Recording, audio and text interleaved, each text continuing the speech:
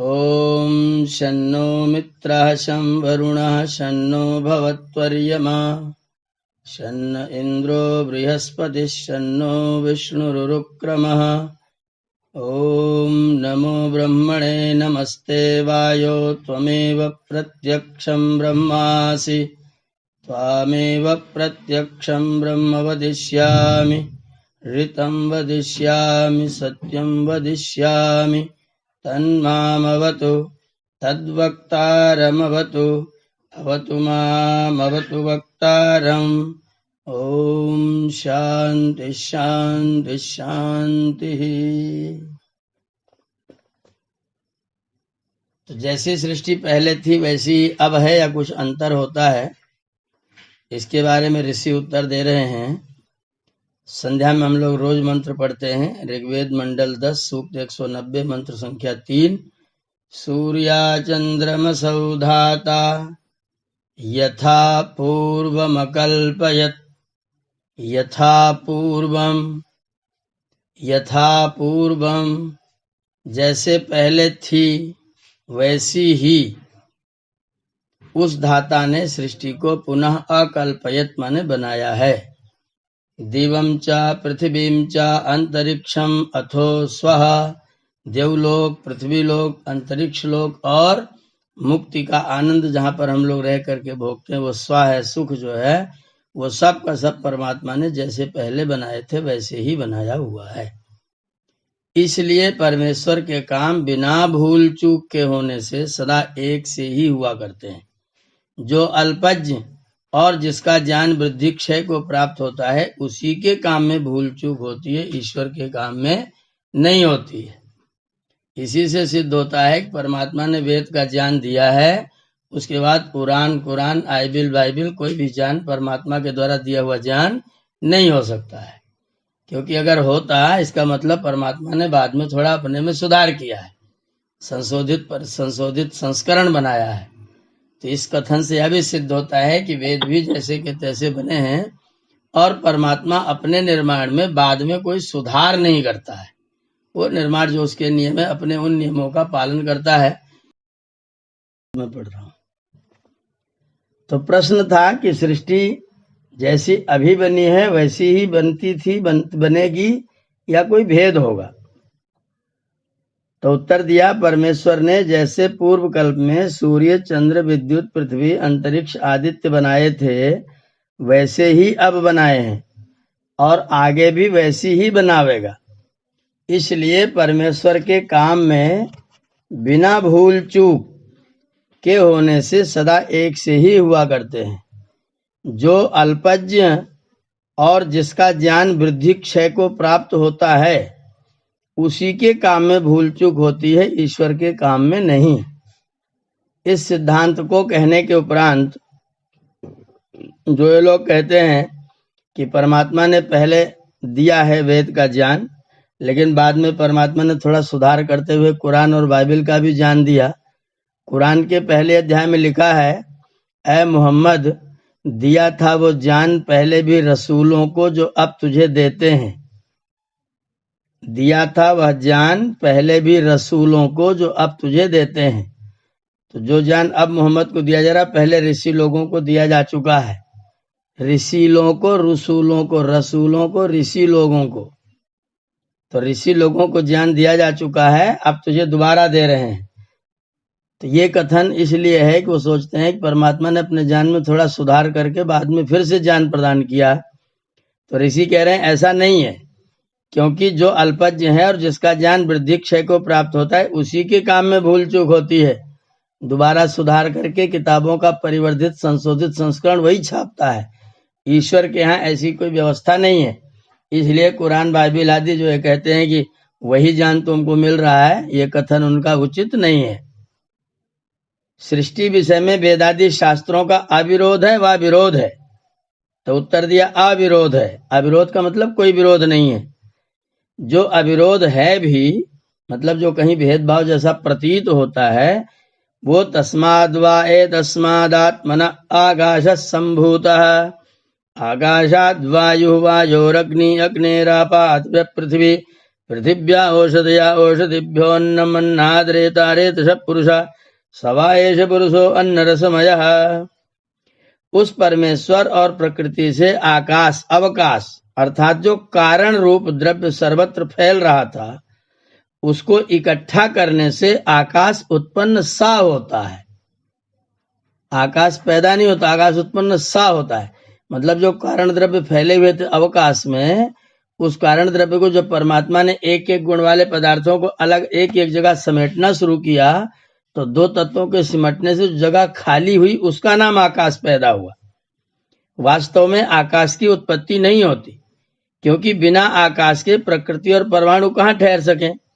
आकाश के पश्चात वायु, वायु के पश्चात अग्नि, अग्नि के पश्चात जल, जल के पश्चात पृथ्वी, पृथ्वी से औषधि, औषधियों से अन्न, अन्न से वीर, वीर से पुरुष अर्थात शरीर उत्पन्न होता है। यहाँ आकाशादि क्रम से और छांदोग्य में अग्नि आदि, ऐतरेय में जलादि क्रम से सृष्टि हुई। वेदों में कहीं पुरुष, कहीं हिरण्यगर्भ आदि से, मीमांसा में कर्म, वैशेषिक में काल, न्याय में परमाणु, योग में पुरुषार्थ, सांख्य में प्रकृति और वेदांत में ब्रह्म से सृष्टि की उत्पत्ति मानी है। अब किसको सच्चा और किसको झूठा माने? तो इसका उत्तर दिया, इसमें सब सच्चे, कोई झूठा नहीं है। झूठा वो है जो विपरीत समझता है। समझने वाले की समझ झूठी है, जो ना समझे उसको झूठा लगता है।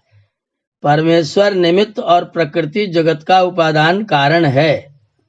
जब महाप्रलय होता है उसके पश्चात आकाशादि क्रम अर्थात जब आकाश और वायु का प्रलय नहीं होता और अग्नि आदि का होता है, अग्नि आदि क्रम से, और जब विद्युत अग्नि का भी प्रलयनाश नहीं होता तब जलादि क्रम से सृष्टि होती है।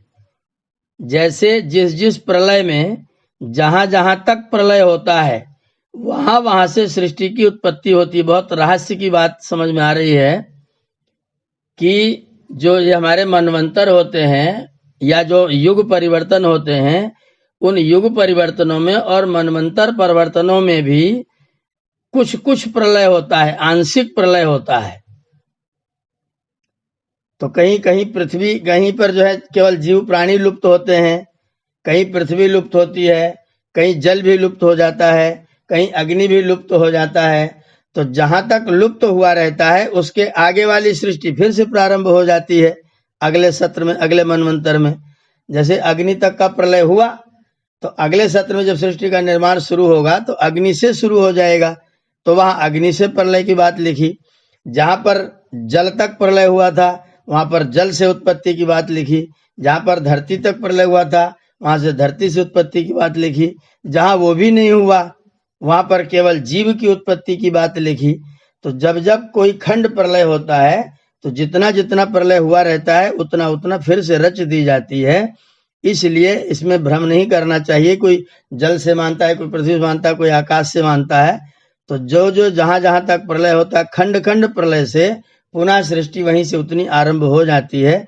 इसलिए सब जगह जो लिखा हुआ है वो सब एक ही सिद्धांत का कथन कर रहे हैं। जब एकदम प्रथम बार जब निर्माण होता है तो सबका होता है। जब युग युगांतरों में, मनवंतरों में खंड प्रलय होता है तो जितना जितना प्रलय नहीं हुआ रहता है वहीं उसको छोड़ करके और जहां तक प्रलय हुआ रहता है उसके आगे सृष्टि का निर्माण प्रारंभ हो जाता है। इसलिए कहने में अविरोध है, कोई विरोध नहीं है। उसको समझ लेंगे तो विरोध समाप्त हो जाएगा। पुरुष और हिरण्यगर्भादि वे सब नाम परमेश्वर ही के हैं, प्रथम समोल्लास में लिख भी आए हैं। शास्त्रों के अविरोध के विषय में पूर्व लिख भी आए हैं, परंतु विरोध उसको कहते हैं कि एक कार्य में एक ही विषय पर विरुद्धवाद हो। ये विरोध की परिभाषा है। मैं आपका विरोध करता हूं, इसका मतलब ये नहीं कि आप उत्तर को जाते तो मैं दक्षिण को जाता हूं। इसमें मेरा कोई विरोध नहीं है। विरोध तब होता है जब दोनों एक ही दिशा में, एक ही स्थान पर, एक ही परिस्थिति में हो और फिर दोनों में मतभेद हो, आपस में विवाद हो। उस स्थिति का नाम विरोध होता है। तो एक कार्य में एक ही विषय पर विरुद्ध कथन होता है तो विरोध होता है। 6 शास्त्रों में अविरोध है। देखो इस प्रकार है। मीमांसा में ऐसा कोई भी कार्य जगत में नहीं होता जिसके बनाने में कर्म चेष्टा ना की जाए। ये मीमांसा का सिद्धांत है। ऐसा कोई भी कार्य जगत में नहीं होता जिसके बनाने में कर्म चेष्टा ना की जाए, अर्थात कोई भी चीज होने में कर्म मूल में प्रतिष्ठित है। वैशेषिक कार्य कह रहे हैं समय न लगे बिना बने ही नहीं। अगर समय नहीं लगेगा, काल नहीं लगेगा, चीजें नहीं होंगी तो निर्माण नहीं हो सकता है। ये वैशेषिक ने सिद्ध किया। न्याय ने कहा उपादान कारण अगर नहीं होगा, मूल कारण यदि नहीं होगा तो कुछ भी नहीं बन सकता है। न्याय ने सिद्ध किया। योग ने कहा विद्या ज्ञान और विचार न किया जाए तो भी नहीं बन सकता है। निर्माण के लिए विद्या होनी चाहिए, संसार बनाने के लिए, संसार बनने के लिए विद्या का प्रयोग होना चाहिए। अविद्या होगी तो फिर अकल्याण होगा, विद्या होगी तो कल्याण हो जाएगा। तो इसके बिना कभी बन नहीं सकता, निर्माण नहीं हो सकता है। सांख्य ने सिद्ध किया कि तत्वों का मेल ना हो तो नहीं बन सकता है। तो इन 6 चीजों को मिला दीजिए। बनाने वाला न बनावे तो कोई पदार्थ उत्पन्न न हो सके, तत्व को बनाने वाला न मिलावे तो कुछ न बन सके, बनाने वाले को विद्या ज्ञान विचार न होवे तो कुछ न बन सके, और उसके पास विद्या हो ज्ञान हो लेकिन उपादान कारण ना हो तो कुछ न बन सके, और अगर समय न लगाए, व्यवस्था न बनाए, मैनेजमेंट न करे तो कुछ न बन सके। और जब तक प्राणियों का कोई कर्म ही ना हो तब तक उनको शरीर संसार दिया किस लिए जाए, तब भी न बन सके। तो 6 मिलकर के संसार क्यों बना, इसका समाधान कर रहे हैं। मीमांसा कह रहे हैं संसार बनाना पड़ा इसलिए क्योंकि जीवों के कर्मों का फल प्रदान करना था और उत्तम कर्म करते हुए जीवों को मुक्त करना था। विद्यालय इसलिए खोला गया जिससे अज्ञानी विद्यार्थी ज्ञान को प्राप्त करें, स्नातक बन के संसार का कल्याण करें।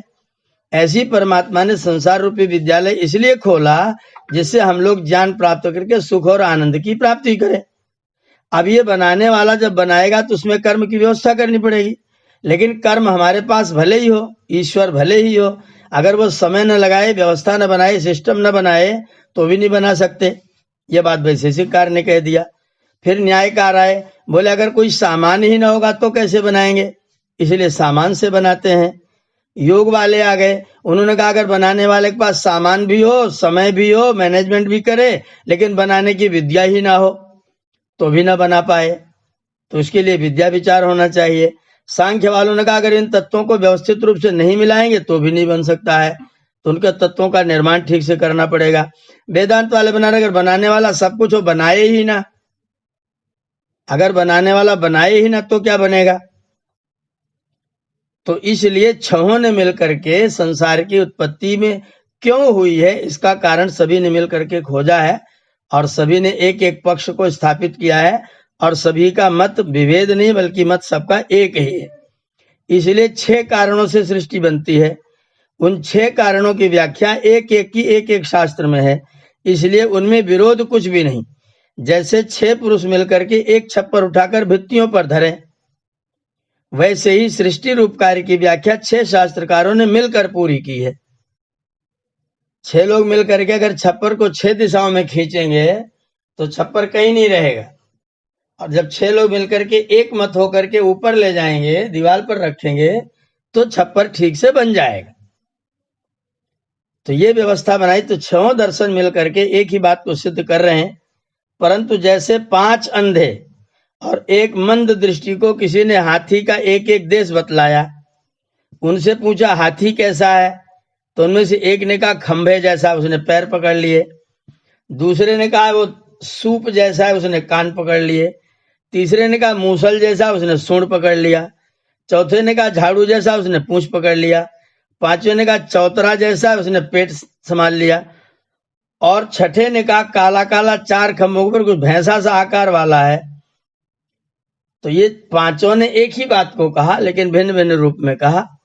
इसी प्रकार आजकल के अनार्स नवीन ग्रंथों के पढ़ने और प्राकृत भाषा वालों ने ऋषि प्रणीत ग्रंथ न पढ़कर नवीन क्षुद्र बुद्धि कल्पित संस्कृत और भाषाओं के ग्रंथ पढ़कर, ये ध्यान दीजिएगा किस कारण से सब भ्रम पैदा होता है। तो करे ऋषि प्रणीत ग्रंथ न पढ़कर नवीन क्षुद्र बुद्धि कल्पित संस्कृत और भाषाओं के, अन्य भाषाओं के ग्रंथ पढ़कर एक दूसरे की निंदा में तत्पर होकर झूठा झगड़ा मचाया हुआ है। इनका कथन बुद्धिमानों के व अन्य के मानने योग्य नहीं है, क्योंकि जो अंधों के पीछे अंधे चलें तो दुख क्यों न पावें, वैसे ही आजकल के अल्प विद्यायुक्त स्वार्थी इंद्रियाराम, इंद्रियाराम ने इंद्रिय के सुख में आराम पाने वाले पुरुषों की लीला संसार का नाश करने वाली होती है। ये जो ग्रंथ लोगों ने लिखे हैं, दर्शनों के नाम पर भी कुछ लोगों ने ग्रंथ लिखे हैं, स्वामी जी कह रहे वो सब ग्रंथ मूल ऋषियों के ग्रंथों से विरुद्ध हैं, इसलिए वह ग्रंथ न पढ़ करके सीधा मूल ग्रंथ जो ऋषियों का अभिप्राय है उसको ठीक ढंग से समझना चाहिए, और ऋषियों के अभिप्राय को ठीक ढंग से समझ करके और फिर अपने क्रियाकलाप को उसके अनुसार चलाना चाहिए। अरे बोले, जब कारण के बिना कार्य नहीं होता तो कारण का कारण क्यों नहीं होता, ये प्रश्न किया। तो ऋषि ने कहा, अरे भोले भाइयों, कुछ अपनी बुद्धि को काम में क्यों नहीं लाते। देखो, संसार में दो ही पदार्थ हैं, एक कारण और दूसरा कार्य। कारण माने जिससे बनता है, कार्य माने जो बनता है। जो कारण है वह कार्य नहीं है, और जो जिस समय कार्य है वो कारण नहीं है। जब तक मनुष्य सृष्टि को यथावत नहीं समझता तब तक उसको यथावत ज्ञान प्राप्त नहीं होता। एक संस्कृत का वाक्य दिया है, नित्यायाः सत्वरजस्तमसां साम्यावस्थायाः प्रकृतेः उत्पन्नानां परम सूक्ष्माणां पृथक पृथक वर्तमानानां तत्व परमाणूनां प्रथमः संयोगारंभः संयोग विशेषाद अवस्थान्तरस्य स्थूलाकार प्राप्ति सृष्टिरित्युच्यते। ये सृष्टि की परिभाषा यहाँ पर की है। इसका हिंदी में स्वामी जी अर्थ लिख रहे हैं, अनादि नित्य स्वरूप सत्व रजस और तमोगुण की एकावस्था रूप प्रकृति से उत्पन्न जो परम सूक्ष्म पृथक पृथक वर्तमान तत्वों के अवयव विद्यमान है, पृथ्वी का अलग, जल का अलग, अग्नि का अलग, वायु का अलग, आकाश का अलग, और सबको यथानुसार यथा व्यवस्था पांचों को एक में संयोग करके जोड़ करके उन्हीं का प्रथम ही जो संयोग का आरंभ है, और संयोग विशेषों से अलग अलग, जैसे पानी चीनी घी और मैदा मिला दिया तो एक ने जलेबी बना दिया, एक ने हलवा बना दिया, एक ने शक्कर पारा बना दिया, एक ने कुछ और बना डाला, मीठी पूड़ी बना दिया, कोई उसका बरिया बना करके खा गया, कोई उसका गुलगुला तल के खा गया। तो तत्व अलग अलग रूप में, अलग अलग तरीके से, अलग अलग पद्धति से वही तत्व हैं, चार ही चीजें हैं। एक में मिलकर के कोई अलग तरीके से बना के शक्कर पारा कर रहा है, उसी को अलग तरीके से बना कोई मीठी पूड़ी बना रहा है, कोई उसी को मलीदा बना रहा है, कोई उसी का लड्डू बना रहा है। वही चार तत्व सब जगह मिले हैं, और चार तत्वों से बनाने की प्रक्रिया अलग अलग होने के कारण अलग अलग हो रहा है। तो ऐसी जो जो अवस्थान्तर से जो अलग अलग पदार्थ बनते हैं, अवस्थान्तर से दूसरी दूसरी अवस्था को सूक्ष्म स्थूल बनते बनाते विचित्र रूप बनी है। इसी से या संसर्ग होने से सृष्टि कहलाती है, जिसका सृजन हुआ है, बनाया गया है, निर्माण किया गया है, इसलिए इसका नाम सृष्टि है। भला जो प्रथम संयोग में मिलने और मिलाने वाला पदार्थ है, जो संयोग का आदि और वियोग का अंत, अर्थात जिसका विभाग नहीं हो सकता, उसको कारण, और जो संयोग के पीछे बनता और वियोग के पश्चात वैसा नहीं रहता, संयोग के होने के बाद बनता है और जब संयोग समाप्त हो जाता है तो वो पदार्थ वैसा नहीं रहता है, उसको हम कार्य कहते हैं। जैसे मिट्टी, अग्नि, पानी, चाक, डंडा सब मिला करके हम लोगों ने घड़ा बना दिया। अब ये कारण से कार्य में आ गया। अब ये कारण से कार्य में आया तो जब ये नहीं रहेगा, जब ये घड़ा टूट जाएगा, जब ये घड़ा फूटेगा, तो बनने के पश्चात, वियोग के पश्चात फिर उस रूप में नहीं रहता है। इसी को हम लोग कार्य कहते हैं। जो उस रूप में स्थिर नहीं रह पाता उसका नाम है कार्य। जो उस कारण का कारण, कार्य का कार्य, कर्ता का कर्ता, साधन का साधन और साध्य का साध्य कहता है, वो देखता, अंधा, सुनता, बहिरा और जानता हुआ मूढ़ है। क्या आंख की आंख, दीपक का दीपक, सूर्य का सूर्य भी कभी हो सकता है? जो जिससे उत्पन्न होता है वो कारण, और जो उत्पन्न होता है वो कार्य, और जो कारण को कार्य रूप बनाने हारा है वो कर्ता कहलाता है। तो कर्ता, कारण और कार्य को जान लीजिए। अब कारण का कारण, फिर कर्ता का कर्ता, फिर कार्य का कार्य ढूंढेंगे तो कभी अवस्थित नहीं सकते, कभी कुछ जान नहीं सकते। गीता में लिखा है कभी असत का भाव वर्तमान और सत का अभाव अवर्तमान नहीं होता। जो पदार्थ नहीं है वो हो नहीं सकता, जो है वो कभी नहीं हो ऐसा हो नहीं सकता। इन दोनों का निर्णय तत्वदर्शी लोगों ने जाना है। अन्य पक्षपाती, आग्रही, मलिन आत्मा, अविद्वान लोग इस बात को सहज में कैसे जान सकते हैं? क्योंकि जो मनुष्य विद्वान सत्संगी होकर पूरा विचार नहीं करता, वह सदा भ्रमजाल में पड़ा रहता है। धन्य वे पुरुष हैं जो सब विद्याओं के सिद्धांतों को जानते हैं और जानने के लिए परिश्रम करते हैं, जानकर अन्यों को निष्कपटता से जनाते हैं। इससे जो कोई कारण के बिना सृष्टि मानता है वह कुछ भी नहीं जानता। जब सृष्टि का समय आता है तब परमात्मा उन परम सूक्ष्म पदार्थों को इकट्ठा करता है। उसकी प्रथम अवस्था में जो परम सूक्ष्म प्रकृति रूप कारण से कुछ स्थूल होता है उसका नाम महत्तत्व, और जो उससे भी कुछ स्थूल होता है उसका नाम अहंकार, और अहंकार से भिन्न भिन्न 5 सूक्ष्म भूत शब्द, स्पर्श, रूप, रस, गंध, श्रोत्र, त्वचा, नेत्र, जिह्वा, घ्राण, घ्राण माने नासिका, त्वचा माने चमड़ी, नेत्र, जिह्वा, जीभ, 5 ज्ञानेन्द्रियां, और वाक, हस्त, पाद, उपस्थ और गुदा, मलेंद्रिय, मूत्रेंद्रिय, ये 5 कर्म इंद्रिय हैं। और 11वां मन कुछ स्थूल उत्पन्न होता है, और उन 5 तन्मात्राओं से अनेक स्थूल अवस्थाओं को प्राप्त होते हुए क्रम से 5 स्थूल भूत, जिनको हम लोग प्रत्यक्ष देखते हैं, उत्पन्न होते हैं। उनसे नाना प्रकार की औषधियां, वृक्ष, अन्न, अन्न से वीर, वीर से शरीर होता है। परंतु आदि सृष्टि मैथुनी सृष्टि नहीं होती। पहली सृष्टि जो है वो मैथुनी सृष्टि नहीं है, क्योंकि जब स्त्री पुरुषों के शरीर परमात्मा बनाकर उनमें जीवों का संयोग कर देता है तदनंतर मैथुनी सृष्टि चलती है। तो प्रथम बार में अमैथुनी सृष्टि होती है और दूसरी बार में मैथुनी सृष्टि होती है। यह मैथुनी अमैथुनी की चर्चा फिर हम लोग कल कर लेंगे। आज यहाँ तक ये निश्चित कर दिया गया कि बिना कारण के कार्य नहीं होता। जो गुण कारण में होते हैं वो गुण कार्य में भी होते हैं। कार्य विनाशशील है, विनष्ट होता है, रूप परिवर्तित होता है। कार्य में कारण का कोई रूप परिवर्तन नहीं होता है, कारण अपने रूप में सदा विद्यमान रहता है। कारण से कार्य की उत्पत्ति होती तब भी वो कार्य में कारण रूप में विद्यमान रहता है, और जब कार्य वस्तु नष्ट होती तो अपने ही कारण में फिर से जाकर के मिल जाती है। जैसे हमारा शरीर जिन कारणों से बना है, जब अग्निदाह कर देते हैं तो ये अपना अपना, इसका जल जल में चला जाएगा, वायु वायु में चला जाएगा, अग्नि अग्नि में चला जाएगा, पृथ्वी पार्थिव तो थोड़ी सी राख बची रह जाएगी। तो सारे के सारे तत्व अपने अपने कारण में विलीन हो जाते हैं। तो कार्यों का रूप परिवर्तन होता है, कारणों का रूप परिवर्तन नहीं होता। बिना कारणों की सृष्टि नहीं बनती। और यह बहुत सुंदर बात जो 6 दर्शनों का मतई के स्वामी जी ने दर्शाया है, ये तो एकदम से स्मरण करने वाली चीज है, ध्यान रखने वाली चीज है। तो 6 दर्शन मिल करके सृष्टि को क्यों बनी, इस प्रश्न पर सब लोगों ने विचार किया है। थोड़ा थोड़ा कैसे बनी इस पर विचार किया है, लेकिन क्यों बनी ज्यादा ध्यान केंद्रित किया गया है। कैसे बनी पर हमारा विज्ञान खोज कर रहा है, जो हमारा आधुनिक विज्ञान है वो कैसे बनी पर केंद्र में रख करके अपना काम कर रहा है। और दर्शनाचार्यों ने क्यों बनी इसको केंद्र में रख करके अपना काम किया है। कैसे बनी को बताने के लिए थोड़ा थोड़ा, मूलता नहीं पर कुछ कुछ ज्ञान उन्होंने कैसे बनी है इसके बारे में भी यहाँ पर दिया हुआ है, वो हम लोगों ने आज पढ़ा है। आप लोगों को धन्यवाद है। किसी के मन में आज के प्रसंग में कोई जिज्ञासा हो, या यहाँ पर कोई शब्द समझ में ना हो, कोई वाक्य समझ में ना आया हो, तो उस पर अपनी प्रश्न, अपनी जिज्ञासा रख सकते हैं। ओम।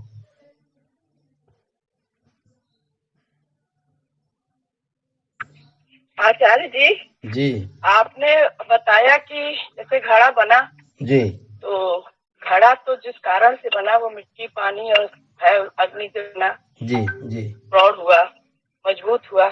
लेकिन घड़ा जब टूट गया तो अपने कारण में नहीं मिल सकता, तो कहाँ जाता है? नहीं, आपने अभी बताया है, इसीलिए तो हम पूछ रहे हैं कि वो कारण में नहीं मिल सकता, वो उस रूप में नहीं आ सकता जिस रूप में था। नहीं, अभी मैंने कहा कि जो कार्य होता है वो रूप परिवर्तित करके अपने कारण में विलीन होता है। ये शव का जो आपने बताया कि सब पांचों तत्व मिल जाता है, घड़े का आपने ये बताया कि घड़ा जिस रूप में बना है उस रूप में नहीं मिल सकता, टूट जाता है। ऐसा ऐसा नहीं है। आपने उसको ध्यान से नहीं सुना। प्रत्येक कार्य वस्तु, इसमें कोई इधर उधर घड़े का, पुरुष का, शरीर का, वृक्ष का अलग अलग बिल्कुल कोई भेदभाव नहीं है।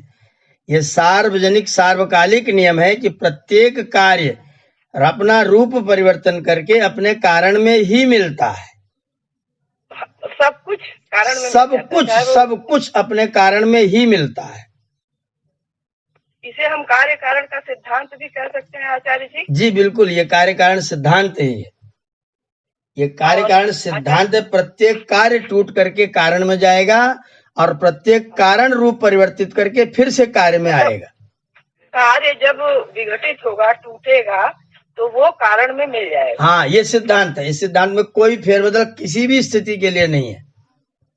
तो कार्य कारण का सिद्धांत ये बिल्कुल दृढ़ है। जी जी, एकदम एकदम दृढ़तम सिद्धांत। और एक प्रश्न मेरा और है आचार्य जी, पूछ सकते हैं? हाँ बिल्कुल बिल्कुल बिल्कुल, करिए। आचार्य जी, हमने जैन दर्शन पढ़ा था जी, तो उसमें स्यादवाद लिखा था। तो उसमें ये दृष्टांत दिया गया था कि एक हाथी को अंधों को दे दिया गया कि बताओ क्या है। तो शायद स्यादवाद का मतलब हमें उसमें था कि शायद, तो क्या वही दृष्टांत है कि पैर छुआ तो खंभा अंधे लोगों ने?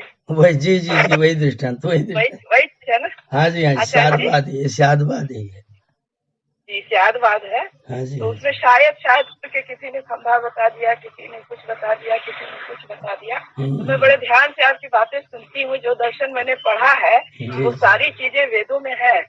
बिल्कुल है, बिल्कुल है, इसमें कोई दो राय नहीं। तो जो दर्शन जैन दर्शन, बौद्ध दर्शन, ये दर्शन जो है वो वेदों से लिए है, इसका मतलब? हाँ, जो देखिए, जो सिद्धांत है बहन जी, जो सत्य सिद्धांत है, सर्वमान्य सिद्धांत है, सार्वकालिक है, उनको तो कोई कुछ भी बना ले, बदल सकता नहीं है। और वो उसमें नया भी नहीं कर सकता, वो वेद में मिलेगा। जो इसमें लोग अपना जोड़ लेते हैं कि ऋषभ देव जी पहले पुरुष हुए, उनका शरीर इतना लंबा था, वहां तक पहुंचता था, 18 योजन का था, ये फिर इनका अपना लगाया हुआ काम होता है। सारे अंधकार का शमन हो रहा है, प्रकाश का प्रादुर्भाव हो रहा है। इसीलिए मैंने प्रश्न किया आपसे कि स्यादवाद जैन दर्शन में था। हाँ, मैंने इसको पढ़ा, जैन दर्शन कार्य कारण का सिद्धांत हमने पढ़ा। अभी मेरे समझ में उस समय तो नहीं आया आचार्य जी। अब आपने समझाया तो बहुत अच्छे से समझ में आया। सत्यार्थ प्रकाश पढ़ेंगे तो सब दर्शन समझ में आ जाएंगे। सत्यार्थ प्रकाश आचार्य जी 25 साल पहले मैंने खरीद लिया था, लेकिन कुछ पेज पढ़े, कुछ मुसलमानों का पढ़ा मैंने, तो मुझे बड़ा कुछ गड़बड़ लगा। ये सब तो गड़बड़ है, इसको पढ़ना ही बेकार है। चलिए आचार्य जी, ओम। जी ओम, ठीक है, ठीक है, धन्यवाद। प्रणाम। जी जी, आहूजा साहब जी।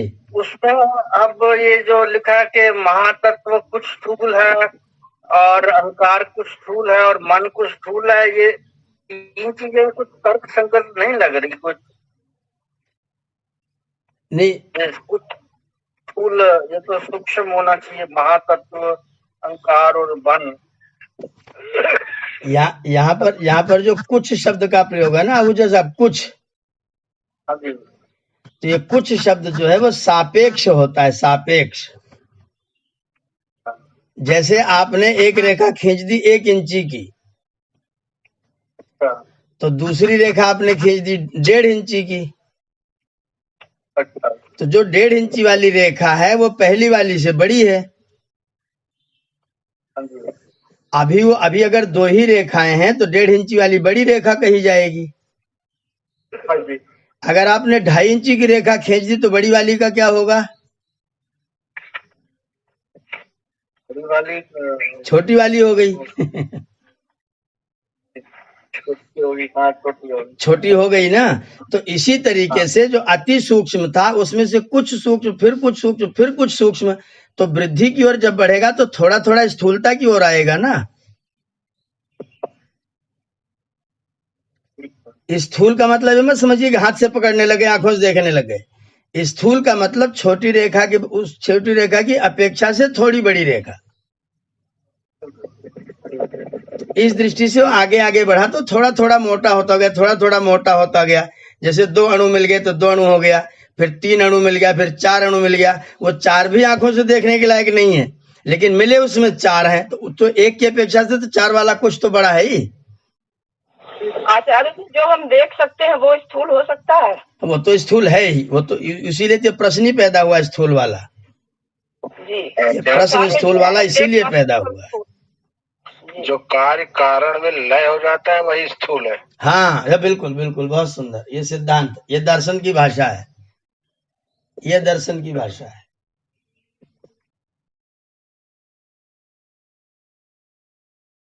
फिर अपेक्षाकृत अनेक अनेक अनेक स्थूल हो जाएंगे, अनेक अनेक अनेक सूक्ष्म हो जाएंगे, सूक्ष्मतम परमात्मा हो जाएगा। आचार्य जी, ये प्रश्न उचित होगा कि नहीं आपसे हम पूछ रहे हैं। जी जी जी। चेतना को क्या कहते हैं? अचेतन, चेतन और एक और कोई है? हमारा मन चेतन है, फिर अचेतन हो जाता है, अंत में क्या होता है? निद्रा अवस्था। ध्यान दीजिए, ध्यान दीजिए, मन कभी चेतन नहीं होता, मन हमेशा जड़ है। हाँ मन स्वभाव से जड़ है। जी जैसे जैसे जैसे स्टील के ऊपर आप टार्च मारिए जी तो आपको रिफ्लेक्टेड लाइट स्टील में से प्राप्त होगी, जी। लेकिन वो स्टील की लाइट नहीं है, वो लाइट टार्च की है। ऐसे ही जो मन हमारा काम करता है वो आत्मा के लाइट से लाइट छोड़ता है। स्टील अपने आचार्य जी। जी हाँ आचार्य जी, जैसे चेतन, अचेतन और जो फिर अवचेतन, चेतन, अचेतन, अवचेतन। अवचेतन क्या है? अवचेतन का मतलब जो अपनी क्रिया प्रक्रिया को व्यक्त नहीं कर रहा है। तो इसकी अवस्था क्या होती है? अवचेतन, उस अवस्था का ही नाम अवचेतन है, जब अपनी क्रिया को बंद नहीं कर रहा है, अपनी क्रिया को प्रदर्शित नहीं कर पा रहा है, उसको अवचेतन बोलते हैं। तो क्या निद्रा अवस्था में ये स्वाभाविक हो कि अवचेतन में हमारी सारी चीजें याद आती हैं? निद्रा में बहन जी 2 स्थितियां होती हैं, एक तो सुषुप्ति होती है, एक तो स्वप्न होता है जी। दोनों अवस्थाओं का नाम निद्रा है। तो सुसुप्ति में तो मन आत्मा के साथ जुड़ जाता है, सब अपनी क्रिया बंद कर देता है जी। जब स्वप्न में होता है तो आत्मा, शरीर सो रहा होता है और मन जो है वो क्रिया प्रक्रिया में जुड़ जाता है। वो मन स्वप्नावस्था में मन काम करता, अपनी व्यक्ति अभिव्यक्ति करता, फिर आप सोचते हैं, आप रोने लग जाते हैं, आप चिल्लाते हैं, आपकी घिघी बन जाती है, आवाज निकलती है, तो मन उसमें काम कर रहा होता है स्वप्नावस्था में। आप सो रहे हैं लेकिन फिर भी बढ़ रहा है। जी अच्छा जी। स्वप्न में भाग नहीं, मतलब दौड़ा अगर जाता है तो दौड़ा नहीं जाता उसमें। शरीर काम ही नहीं करता, मन काम करता है। मन काम कर रहा है और दौड़ना शरीर का काम है, और शरीर दौड़ नहीं रहा है तो इतना परेशान हो जाता है। गाड़ी चलाते चलाते वो हम ब्रेक मारते रहते हैं, वो रुकती ही नहीं कुछ भी, आप कितना ब्रेक मारिए वो चलती चली जाती है। आता क्यों है? हाँ, ये बहुत अच्छा सवाल है। जिस समय आप सुषुप्ति की अवस्था से थोड़ा सा तंद्रा में होते हैं, उस समय मन अपने पुराने संस्कारों में घूमना शुरू कर देता है। आहूजा साहब माइक बंद रखिए, आहूजा साहब माइक बंद करिए।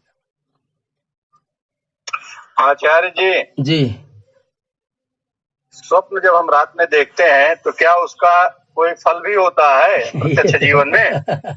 ये सब कुछ भी नहीं होता है, कुछ भी।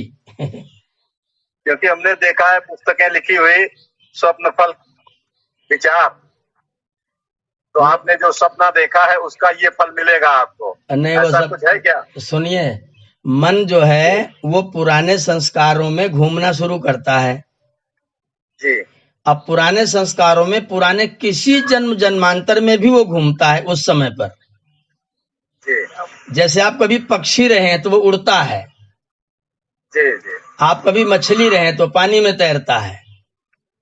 जी अब उन संस्कारों में मन जिसमें घूमता रहता है, तो कभी कभी ऐसा होता है कि जो मन जिन संस्कारों में पहुंचाता वैसा ही काम जैसा आप इस समय कर रहे हैं उस स्थिति में पहुंच जाते हैं। जी जी तो कई बार स्वप्न में देखी गई चीज वर्तमान में घटित दिखाई पड़ती है। जी जी ऐसा संयोग से होता है। जी जी तो उस संयोग के लिए लोग सोचते हैं वो स्वप्न का ये वाला फल हो गया।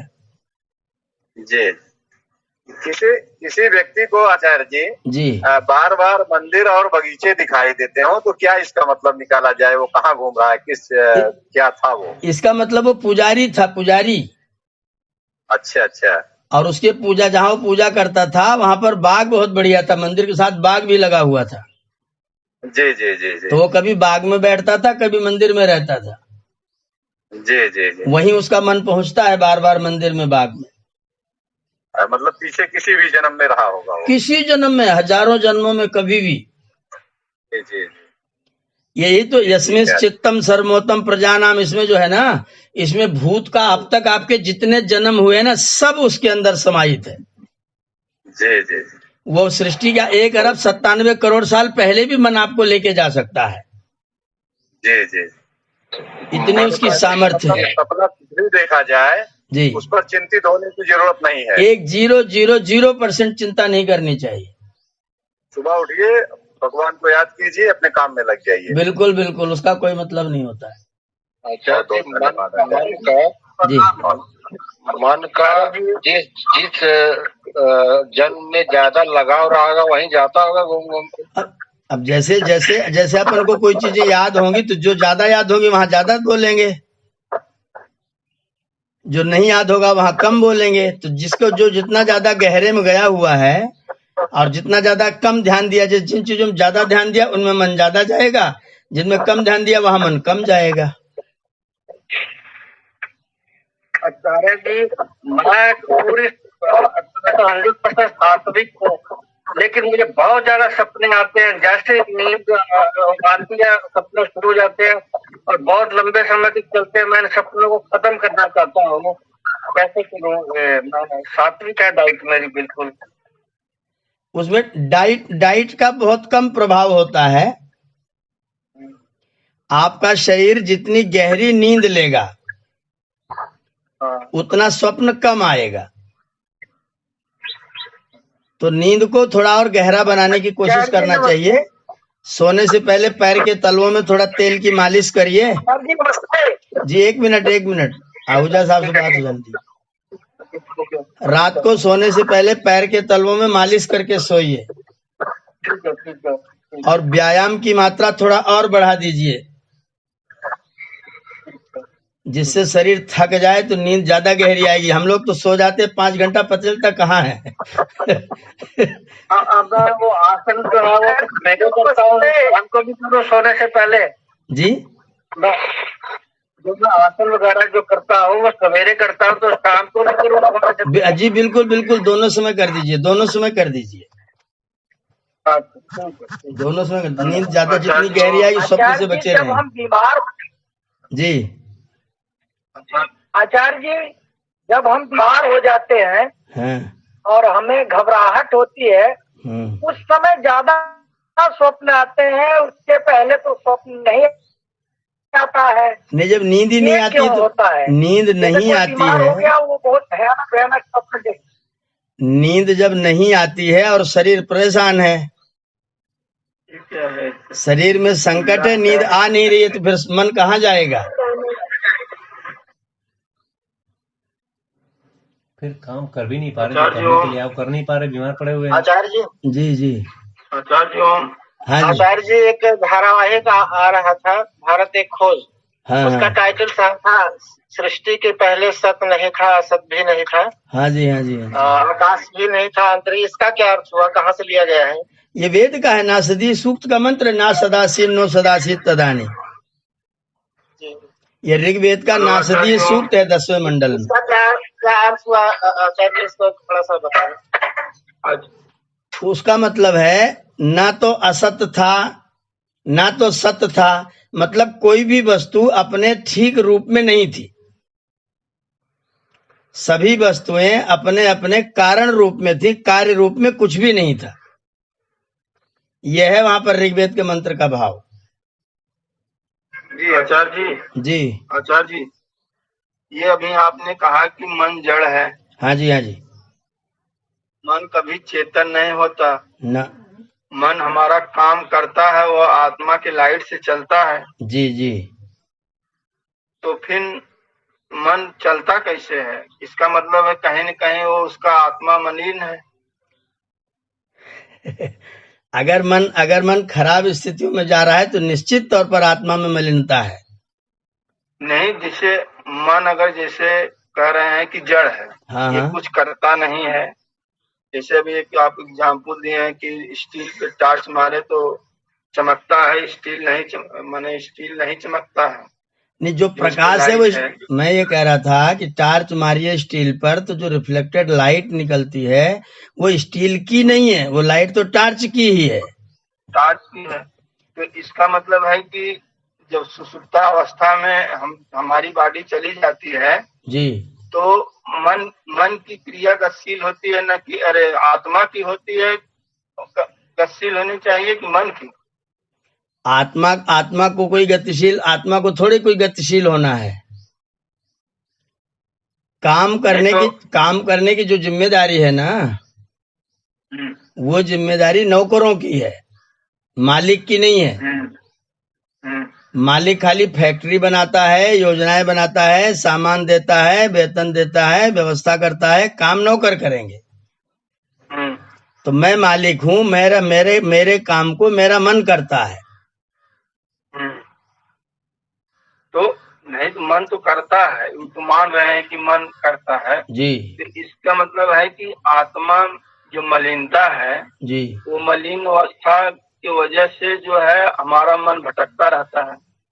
अगर उसमें शांतपन आ जाए तो हमारा फिर मन अपने सही दिशा में चलने लगेगा। बिल्कुल बिल्कुल चलने लगेगा, एकदम निस्संदेह। तो ऐसी कोई क्रिया है कि जिससे कि आदमी जो है अपने जो पूर्व जन्म के कर्म है जो जिससे आत्मा मलिन हुई है जी, उसको धीरे धीरे जो है शुद्धिकरण की तरफ ले जाए? बहुत सुंदर सवाल है। ये जो हम लोग कर रहे हैं, सत्यार्थ प्रकाश पढ़ने वाला, ज्ञान प्राप्त करने वाला, यही सर्वश्रेष्ठ तरीका है कि मन को उन संस्कारों से हटा करके नए संस्कारों में और सत्य संस्कारों में जोड़ने का। प्रतिदिन संध्योपासना, अतिथि आ जाए घर में तो उसको परमात्मा का रूप मान करके उसका स्वागत करना, अपने माता पिता का समादर करना, जीवन के व्यवहार में जितना संभव हो सके अधिकतम सत्य का व्यवहार करना, पवित्रता रखना, किसी का अहित न करना, ये वही तरीके हैं जो योग के द्वारा बताए गए हैं। यही सारे तरीके हैं जो आपके पुराने संस्कारों को दबाते हैं और नयों को आपके जीवन में लेकर के आते हैं। और फिर जी आचार्य जी समझ गए। हमको एक प्रश्न और पूछना है, इसके बाद मैं नहीं पूछूंगी। ये चेतन, अवचेतन, अचेतन और एक होता है सुषुप्ति, सपना, और फिर एक तुरीय अवस्था भी है आचार्य जी, ये क्या है तुरीय अवस्था? तुरीय अवस्था का मतलब होता है आप शरीर में रहें, इंद्रियों में रहें, लेकिन आप शरीर और इंद्रियों का कोई कार्य न करके आत्मा के स्तर पर अपने कार्य को करें। तुरीय का मतलब होता है चौथा। बहन जी सुनिए, तुरीय माने चौथा। तुरीय शब्द का अर्थ है चतुर्थम, फोर्थ। तो पहला स्टेज है शरीर के स्तर, हाँ, तुरीय माने चौथा। तो पहला स्तर होता है हमारा कर्म करने का, शरीर के स्तर पर नहाना धोना, खाना पीना, सोना जगना, रोना जी। इसको पशु पक्षी प्राणी चींटी कीड़े मकोड़े सब कर रहे हैं जी। दूसरी अवस्था होती है मनुष्यों के लिए जो मन से सोच करके कुछ कार्य करते हैं जी। इसमें इस कोटि में भी कुछ पशु सम्मिलित हैं, वो भी कुछ सोच करके करते हैं। जैसे गाय को भूसा और घास दोनों डाल दीजिए तो घास खाएगी, भूसे को छोड़ देगी। तो ये मन के स्तर का काम हो गया। मन के स्तर पर काम करते हैं तो पाप ज्यादा करते, पुण्य कम होते हैं। जी। तीसरी अवस्था है बुद्धि के स्तर पर कार्य करने की। इस अवस्था में केवल मनुष्य कार्य कर सकता है और कोई नहीं कार्य कर सकता। मतलब धर्म धर्म का निश्चय करके, कर्तव्य कर्तव्य का निश्चय करके, क्या करना चाहिए क्या नहीं करना चाहिए दोनों को निर्णय करके कर्तव्य को करना, अकर्तव्य को छोड़ना, ये बुद्धि का स्तर, तीसरा स्तर हुआ।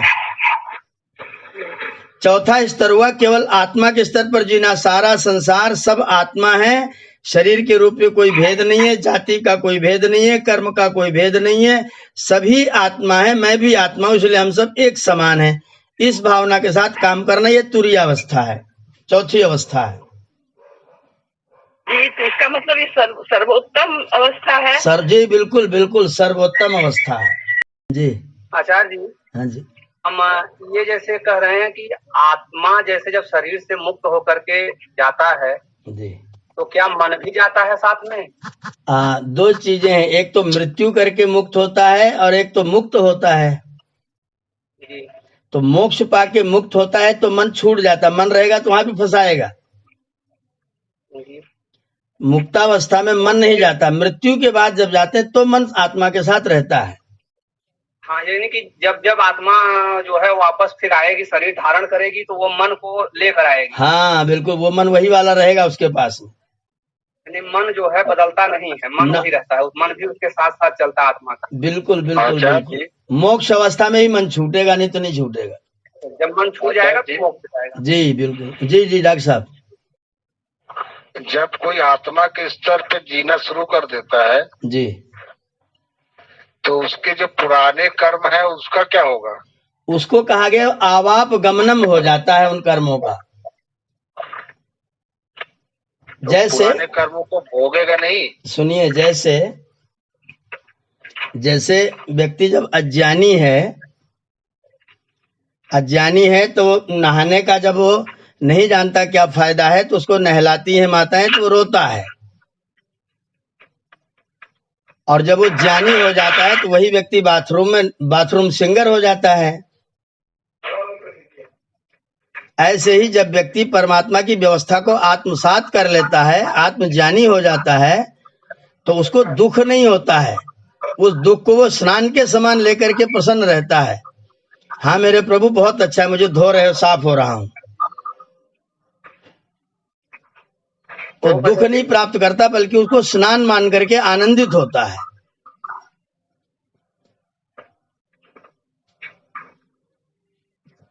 ओम आचार्य जी आचार्य जी, आज आपने जो भी विषय प्रसंग रखे हैं मनवंतर और कारण और कार्य के बारे में, जी, मेरा एक प्रश्न था, पहला प्रश्न कि जो 0 से लेकर 9 तक के केस अंक हैं, जी, क्या यही यूनिवर्सल है कि इसके अतिरिक्त भी वेदों के अनुरूप कोई और भी अंक इसमें जोड़ा जाएगा?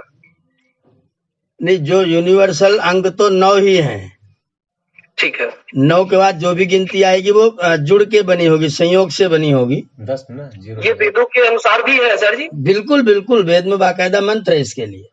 10 हुआ ना। अच्छा। 9 आएगी 0, 1 और 0 हो और जाएगा। आचार्य जी, आज आपने जो विषय रखा कि परमात्मा ने जो सृष्टि बनाई है, जी, मैथुन सृष्टि के अतिरिक्त है, उसके पहले उन्होंने निर्माण कर दिया, उसके बाद उन्होंने सौंपा है सृष्टि को चलाने के लिए मनुष्य को। जी हाँ जी, हाँ जी, हाँ तो जी, हाँ जी। तो जो मैथुन सृष्टि है, इसके पूर्व जो भी लोग हैं उनकी क्या संख्या जैसे बताई जाती है, मनु और एक स्त्री एक पुरुष के बारे में, केवल 2 लोग थे, उन्हीं की सारी संतानें बढ़कर के इतनी हुई हैं, क्या ये विषय सही है अथवा ढेर सारे लोगों को उन्होंने बनाया? इसका उत्तर कल के ही पाठ में आ जाएगा। जी जी, इसका उत्तर कल के ही पाठ में आएगा, यह है अगले विषय में दिया है स्वामी जी ने। ठीक है सर, जो आएगा कल आ जाएगा, ये पाठ में आएगा। ठीक है सर। जी, आचार्य जी, प्रलय जब होता है तो सृष्टि का प्रलय होता है, जी, अलग अलग चीजों का प्रलय होता है, जैसे पृथ्वी का प्रलय भी होता है। हाँ तो जी, हाँ विज्ञान भी सिद्ध करते हैं कि पहले केवल मछलियों का काल था या डायनासोर का काल था, या पेड़ पौधे एक बार प्रलय हुआ नीचे दब गए तो आज जीवाश्म ईंधन के रूप में मिल रहे हैं।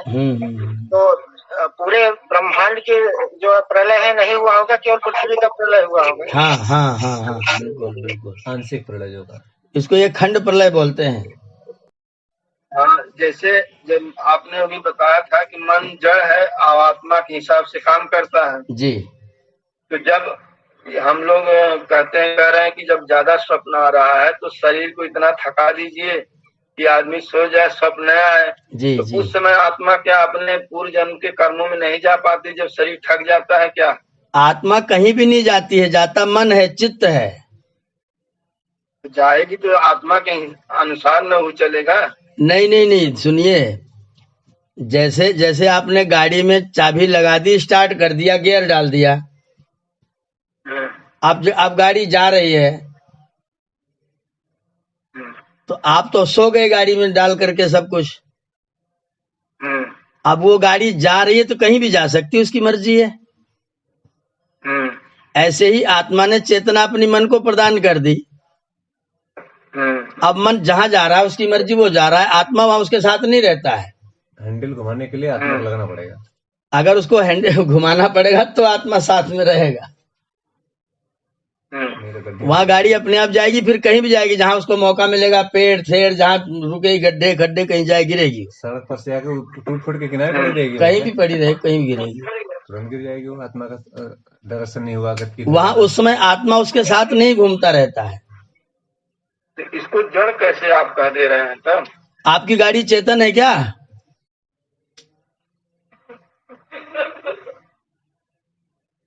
आपकी गाड़ी चेतन है? नहीं, जब चलना मन के थ्रू उसको लाइट मिल रही है बराबर, तो जब उसको मन के हिसाब से लाइट मिले, आत्मा के हिसाब से लाइट मिलेगी तभी ना वो चलेगा मन। मैं वही आपको उदाहरण दिया मैंने, आपने चाबी लगा दी, लाइट दे दी अपनी। अच्छा अच्छा। अब वो गाड़ी जा रही है, हाँ। आप उतर जाओ गाड़ी में चाबी लगा के, तो ही जाएगी वो तो। मतलब उसको पहले से दे दिए। हाँ, वो उन्होंने अपनी लाइट दे रखी है, तुम बेटा जाओ अपना काम करो। अब ये बेटा, वो तो मालिक तो सो गए, बेटा जी जा रहे हैं अपना कुछ भी कर रहे हैं, पिताजी की जेबे में से निकाल के चल दे रहे हैं।